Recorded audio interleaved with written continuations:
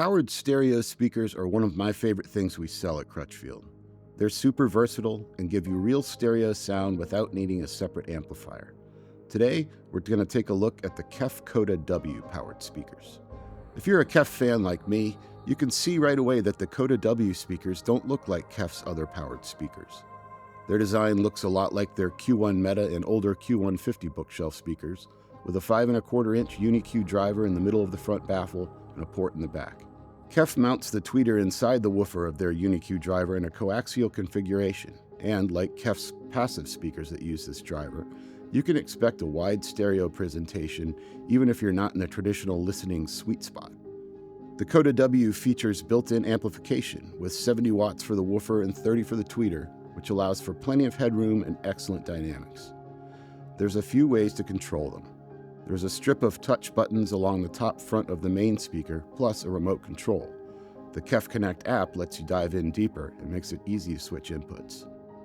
KEF is maybe best known for their detailed highs, but the Coda W can really pump out some bass too. They'll play down to 41 Hz, which is a lot of bass extension for a speaker this size, and it stands as a testament to the effectiveness of KEF's Music Integrity Engine processor inside. While I was trying them out in various rooms at home, I didn't miss having a subwoofer around, though you may want to add one if you plan to use the Coda Ws as a TV speaker. And thanks to the HDMI ARC input around back, these make fantastic TV speakers. There's also an optical input, a USB input, an aux input, and a dedicated phono input, plus a subwoofer output, a link to the other speaker, and a USB port for powering something like the WIM Mini streamer I use at home. The output to the other speaker, instead of using left and right RCA speaker connections, uses a single connection and cable.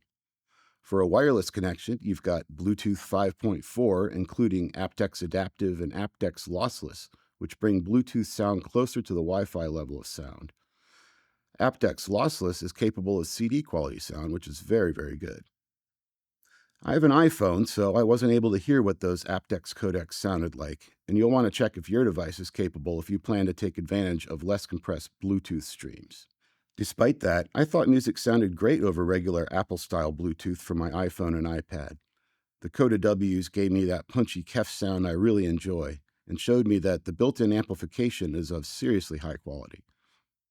Things really opened up, though, when I connected my streamer to the optical input and played high-res and CD-quality music using Tidal Connect. The soundstage was just a little bit wider and deeper than Bluetooth, but again, that's with the caveat that I was not able to hear the less compressed aptX codecs, which should offer very nice sound quality over traditional Bluetooth. Connecting via the optical input uses the streamer as a pass-through, making use of the Coda W's built-in DAC. If you prefer your streamer's DAC, you'd just connect to the Coda W's analog input.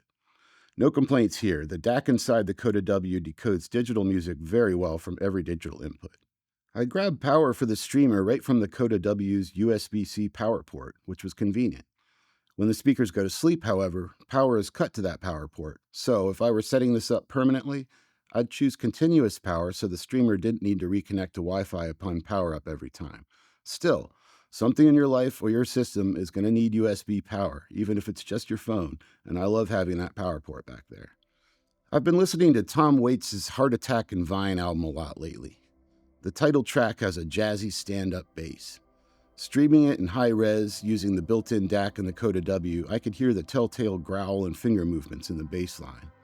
The track In Shades has ambient sounds of a live crowd, and I really felt like I was in the room with them. Same thing for Jimmy Smith's Root Down and Get It.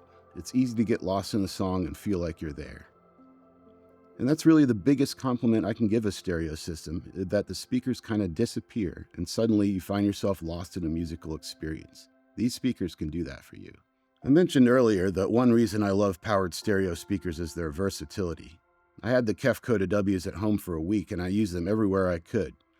They're not exactly small enough to carry around everywhere, but if you find room for them, you can relocate them and set them back up in a matter of minutes. I use them as near-field speakers on my desk connected to the computer, in my kitchen while I was cooking, as my living room TV speakers, and I even took them outside and used them with my projector one night. Anywhere you deploy them, and no matter how you listen, they sound great. The HDMI ARC input helps separate the Coda W from similar systems, and the Uni-Q drivers really shine as TV speakers. The wider dispersion of KEF's coaxial design means everyone sitting next to each other across the couch can hear a good stereo mix. This was especially noticeable to me because I use a pair of small bookshelf speakers as the TV speakers in my living room. I love my current speakers, but they're fairly directional, and I have them towed out a few degrees to compensate somewhat. I thought the KEFs took my TV sound up a notch in comparison. It's easy for me to recommend these after living with them for a bit. They're an audio multi-tool and a nice choice for a do-it-all minimalist stereo system. If you have any questions about them or anything else we carry, just get in touch with us here at Crutchfield, and thank you for watching.